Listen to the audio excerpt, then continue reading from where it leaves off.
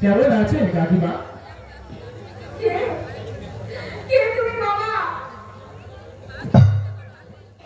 আমি নরেশ কাকিমা।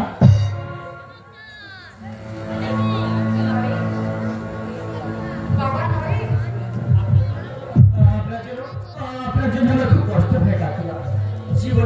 জীবনে আপনি কখনো কারো অনিষ্ট করেননি। আপনি সত্যি পূজারী, অথচ শেষ বয়সে আপনাকে কি অন্ধ হয়ে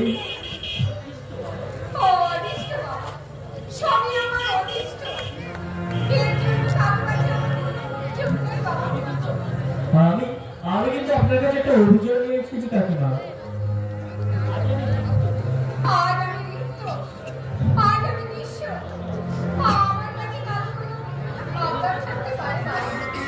এমন করে বলবেন না কাকিমা। আপনি আমার মাতৃতুল্য গুরুজন। আপনার সঙ্গে কি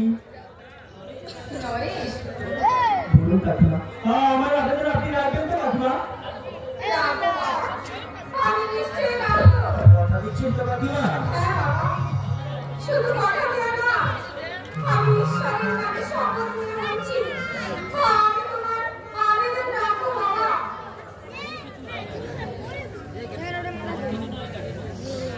এমন কিছু নয় কাকিমা, আমি আপনার পূজাকে বিয়ে করতে চাই।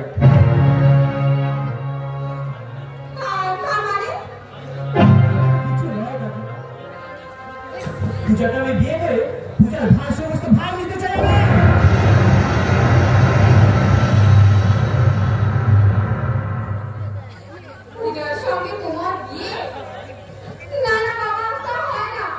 কেন হতে পারে না কাকিমা? কেন হতে পারে না কাকিমা? সে তুমি বুঝবে না বাবা, কিন্তু আমি জানি পূজা সাদিককে ভালোবাসে আর সাদিকও পূজাকে ভালোবাসে। তাই আমি পারবো না জেনে শুনে দুটো প্রাণের ক্ষতি করতে বাবা। আপনি আমি পূজার মা ঠিকই, সেই সাথে আমি সাদিকের শুভাকাঙ্ক্ষী। আমি পারবো না বাবা, আমি পারবো না। আমি একজন আরেকজনের থেকে আলাদা করতে পারবো না। আমাকে তুমি ক্ষমা করো বাবা। সে কি? তাহলে যে আপনি ঈশ্বরের নামে শপথ করে বললেন আপনি আমাকে বিয়ে করবেন না, তাহলে কি বুঝবো আপনি একটা ভণ্ড, আপনি একটা প্রতারক, আপনি একটা মিথ্যাবাদী।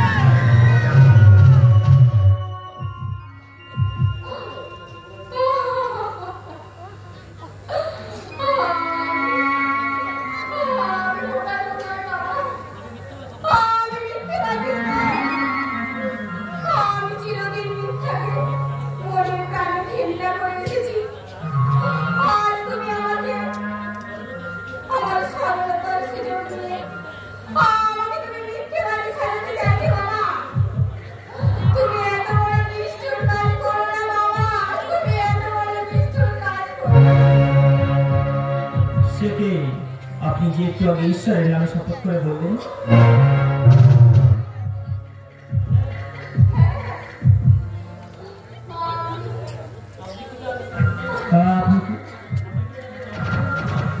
আপনি কি নরেন্দ্রী হতে চান? তাহলে আপনার বিবেকের কাছে আপনি কি জবাব দেবেন কাকিমা? সে কি আপনাকে প্রশ্ন করবে না? আপনি ঈশ্বরের নামে শপথ করে মিথ্যা কথা বলছেন, মিথ্যা কথা।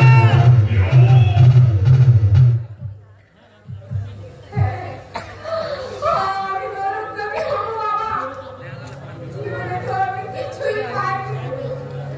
তার মানে পূজার জীবনটাকে আমি শেষ করে দিতে পারবো না, কিছুতেই না। আপনি যখন চান না তাহলে আমি আর জোর করবো না। তবে হ্যাঁ, তার বাড়িটা আমি অনেকদিন ধরে আটকে রেখেছি, কিন্তু এখন তার সম্ভব নয়, কারণ টাকার বিশেষ প্রয়োজন। তাই কাল সকালে সমস্ত টাকা সুসমে আমাদের বাড়িতে পৌঁছে দিয়ে আসবে।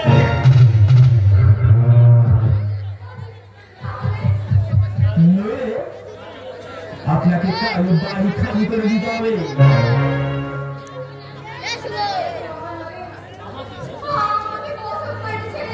পূজার হাত ধরে রাস্তায় নেমে যেতে হবে।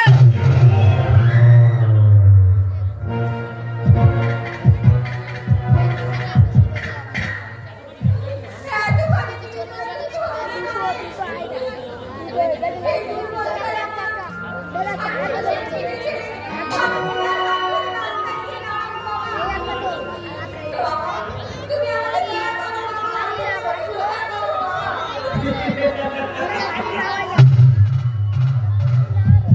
কেউ যদি স্বার্থের দুঃখকে ডেকে আনতে চায় তাহলে আমার কি করে থাকতে পারে বলুন কাকিমা? আপনাকে কিন্তু বাড়ি খালি করে দিতেই হবে। অবশ্যই আমার প্রস্তাবে যদি আপনি রাজি হন তাহলে কি বলছিস মা? বল না না।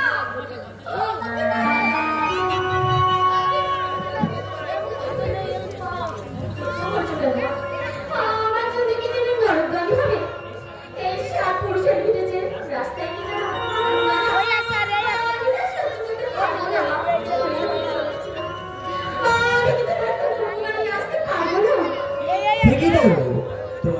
তোমার দুর্বলতা থাকবেই, তাই তো কাকিমাকে নরকারি হতে দেওয়া তোমার উচিত নয়। আসবে তো নিশ্চয়, তাহলে সামনের লোকে আমি যা চাইবে তাই করব।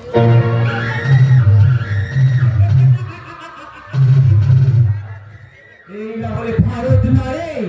সত্যি পূজা, সত্যি তুমি মায়ের আদর্শ মেয়ে। তোমাকে পেয়ে আমি ধরতে হবে আমার জীবন।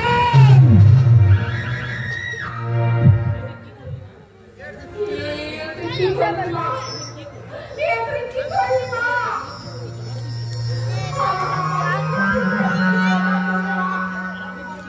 আর আমি মাকে জবাব দেবো না। সেসব তোরা ভাবছো না। আমি নিজেকে এই বলে সান্ত্বনা দিতে পারবো যে আমার আত্মহত্যার বিনিময়ে আমি আমার সান্ত্বনা দিতে।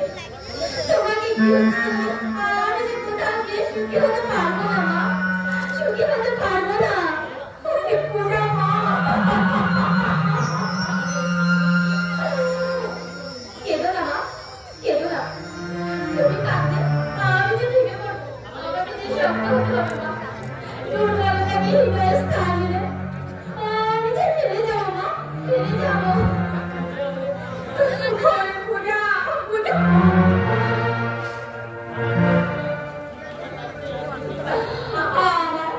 আমার দারিদ্র রাস্তাকে এই অন্ধকারে নামিয়ে দিলে মা।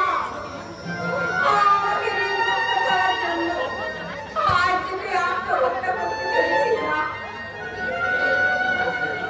মা এরপরে কি আমার কাছে জল না এসে থাকবে মা? মা বলে দাদা আমার সর্বদাই তোমাকে মা বলে ডাকছি না মা। সন্তানের মুখে হাসি না তার যে মা আমার সাথে গেলে মা। মা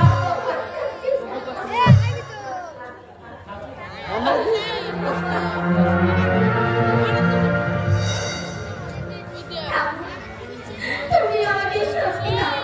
বেশি নতুন করে করে আমি যেন মাকে বিমুক্ত করতে পারি, বিমুক্ত করতে পারি।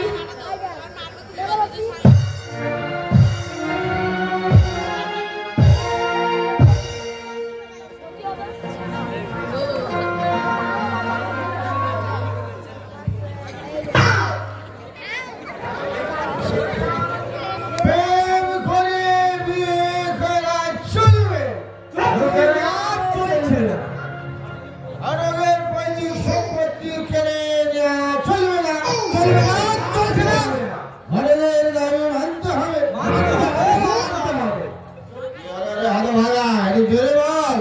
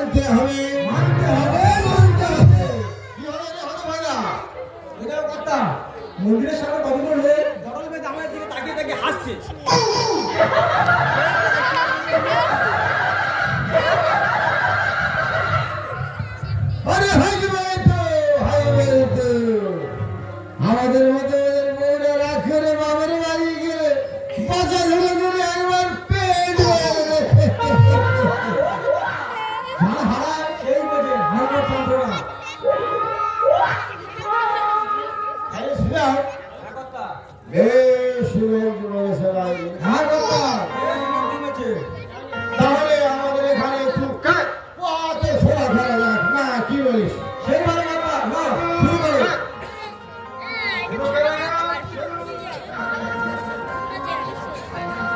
शुरू करेगा शुरू कर बंदूक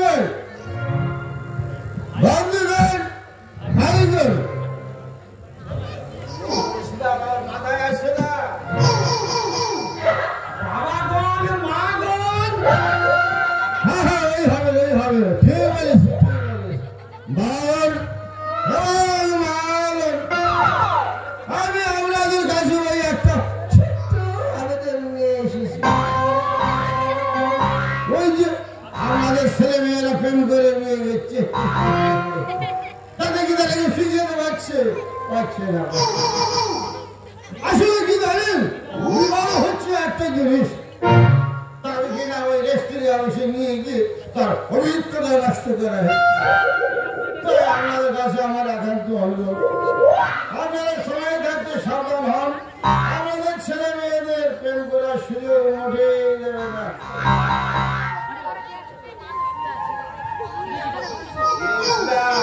হচ্ছে তো কথা খুব হচ্ছে চালিয়ে যাও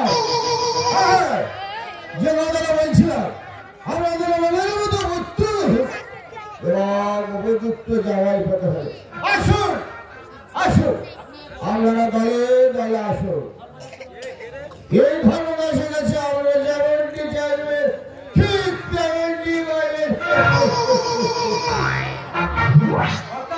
একজন আমার দিকে আসছে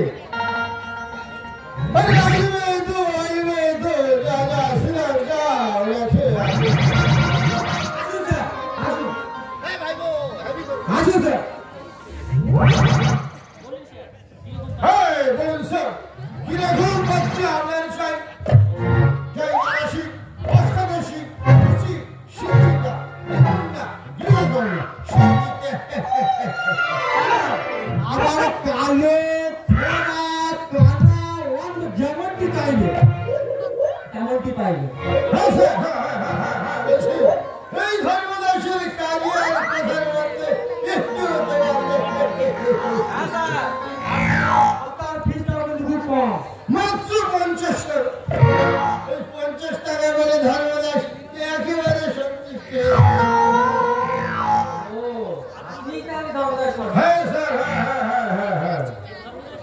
এই ধর্মদাসের কাজে আর কথার মধ্যে একটু প্রভাব নেই বলুন স্যার